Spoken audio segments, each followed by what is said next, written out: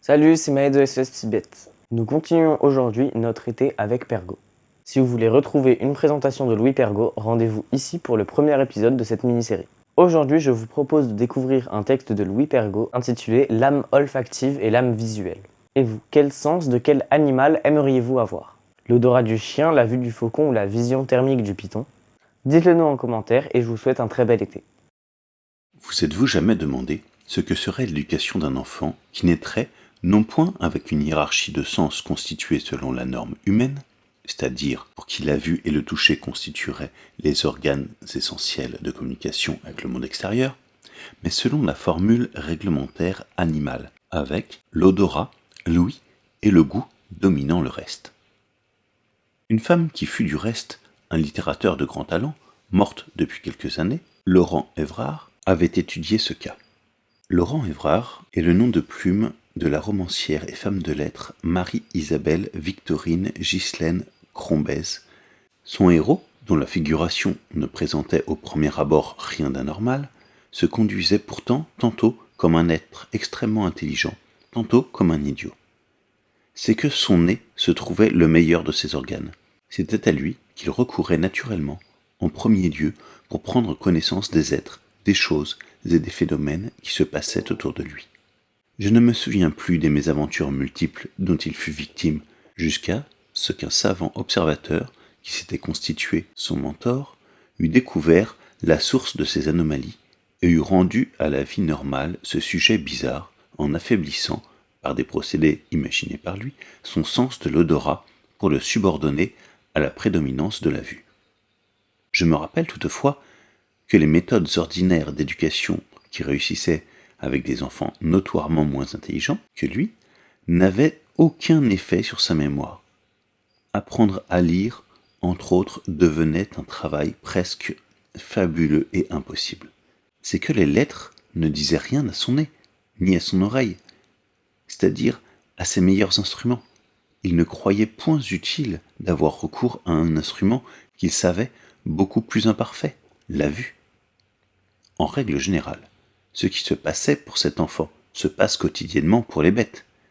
Désignez à l'attention d'un chien, d'un chat, d'un animal familier quelconque, un objet que vous jugerez sans odeur, et vous le verrez s'approcher peu à peu. S'il n'a aucune raison de se méfier, il ne s'arrêtera point à la distance normale pour regarder, mais continuera à s'avancer jusqu'à ce que son mufle touche presque l'objet en question, et le flairera successivement sous toutes ses faces, et toujours le nez dessus. L'a-t-il vu? C'est possible. L'a-t-il examiné avec les yeux? Certainement non. Les formes et les couleurs lui disent peu de choses. Ce sont les odeurs et les bruits qui lui parlent.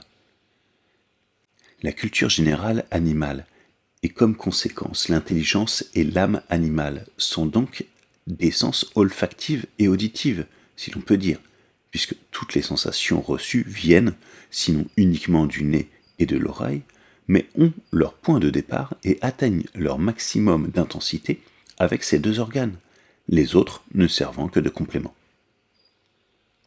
L'attention peut être attirée indifféremment par l'œil, l'oreille ou le nez.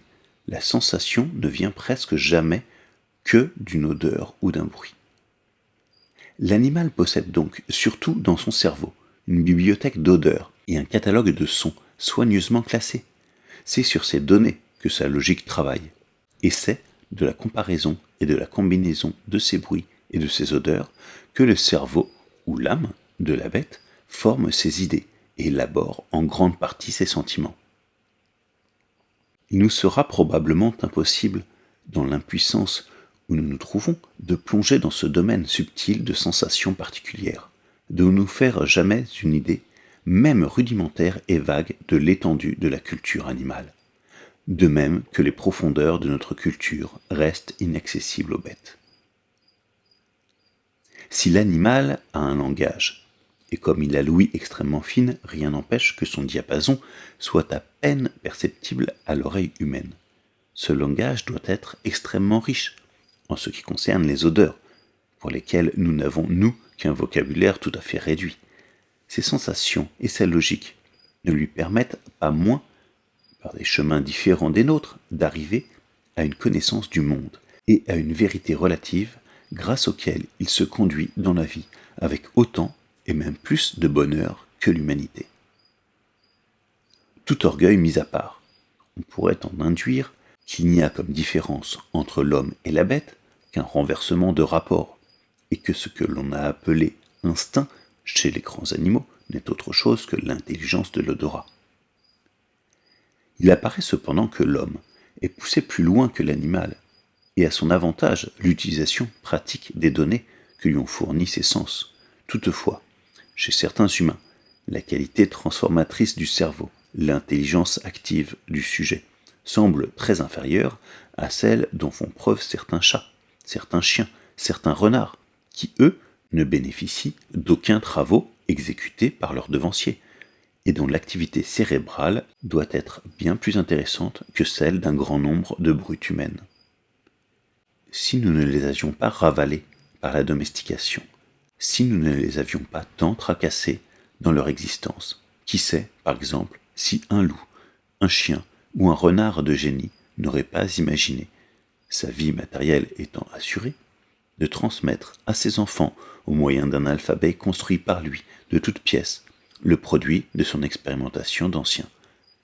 Ses descendants y auraient ajouté sans cesse, et une civilisation canine ou lycienne dont nous n'avons aucune idée, étonnerait peut-être aujourd'hui le monde de ses inventions, certainement différentes des découvertes humaines. Louis Pergaud, jeudi 23 avril 1914.